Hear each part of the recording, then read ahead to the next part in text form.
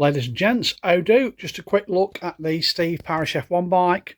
Now the shock has been rebuilt and inserted. Yeah, that's exactly where it goes, there on top of the swing arm, held on by zip ties. That's exactly how it was. So that's how I put it back. You can see the rocker mechanism on the top.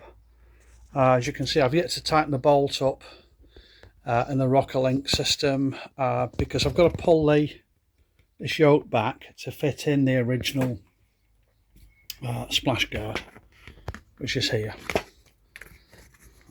That goes in behind that, and it's a little bit difficult to fiddle in while it's in place. I'll just pull that back really quickly. So yeah, we're just at the point now where I'm going around checking all the nuts, bolts, screws, finishing the lock wire in. The rear master cylinder I've rebuilt some time ago. Let's go around the other side.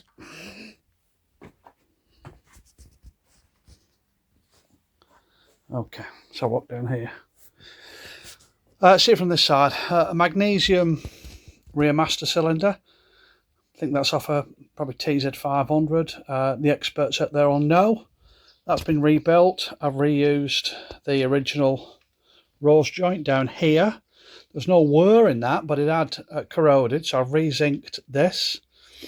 I'll tell you how important it is to me to put the original parts back. I've annealed all the original copper washers on here.